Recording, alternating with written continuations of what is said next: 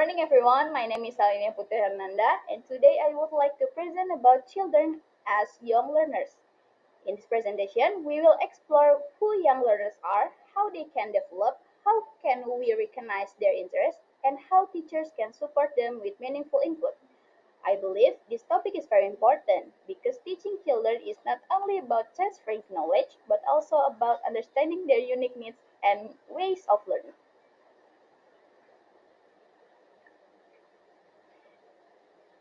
Okay, for the first one, who are young learners? Before we go deeper into this topic, let's define who young learners are. Young learners usually refer to children between the age of 5 to 12. They are naturally curious, very active, and they learn best through play and experiences. However, they also have short attention spans. This means they can easily lose focus if the activity is too long or not interesting. As a teacher, have you ever noticed how a child suddenly stops paying attention just 5 minutes after boring explanation? That's why teachers need to make activities fun, meaningful, and engaging.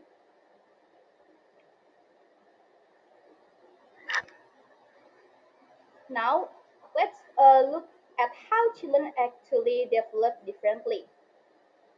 Chil- Children do not grow at the same rate. Every child is unique. Let's see how. Some children are strong in cognitive development. They can solve problems and think logically, but sometimes they may lack social or emotional skills. On the other hand, some children are good socially and emotionally.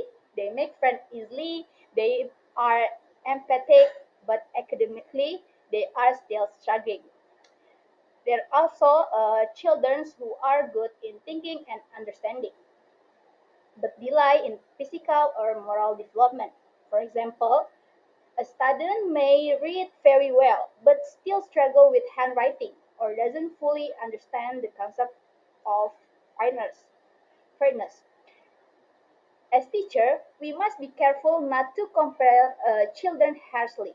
Instead, we adopt our teaching methods or match their needs. Remember, one children may shine in one area while still growing in another. After seeing how development differs, the next question is, how do we keep them motivated? The answer is by connecting learning to their interests.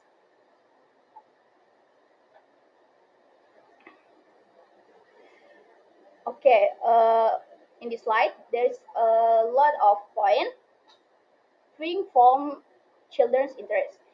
To make learning effective, we need to know what children are interested in.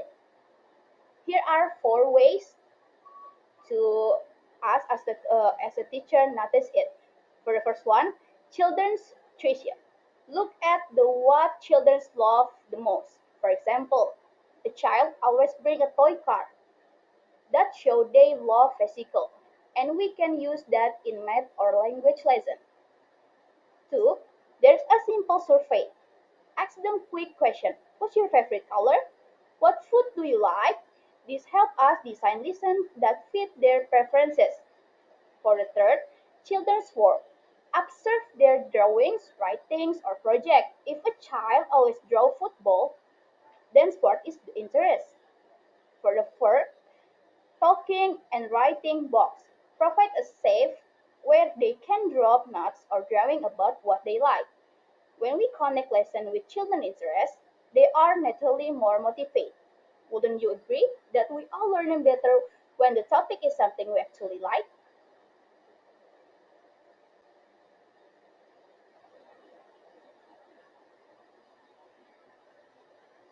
Now that we know their development and interests, let's discuss how teachers can support them in learning. Supporting and meaningful input.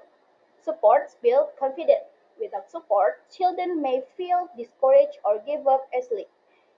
Two important strategies are scaffolding and wait time. Let's look at them one by one.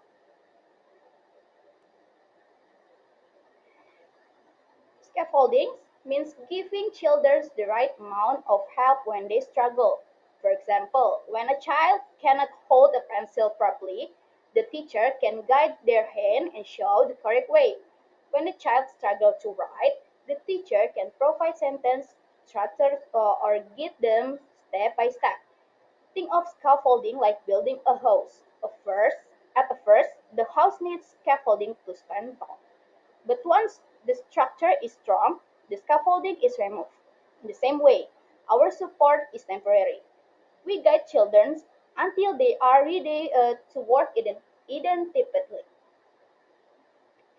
Besides scaffolding, another support we must give is patience, and that's it's called wait time. Wait time means giving children enough time to think before answering.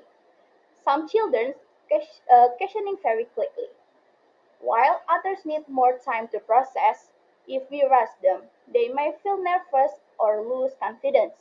But if we wait even just 5 to 10 seconds, they might give a thought answer. For example, when you ask, "What color is this?" some children will shout, "Red," immediately, while others need time to think. By waiting patiently, you respect their pace of learning. And if they still cannot answer, you can give a small hint or prompt. Have you ever noticed that when you wait longer, the child's answer is often deeper or more correct? That is true power of white time.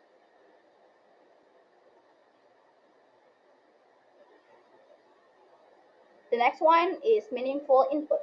Besides support, teacher must also provide meaningful input. Meaningful input means giving children learning material that are real, useful, and connected to their life. For example, real-life activity like role plays in a mini market to practice number and money. Picture and stories that relate to their imagination. Interactive activities such as games, song, and group project. If children are learning about food, you can bring real fruit or picture of meal.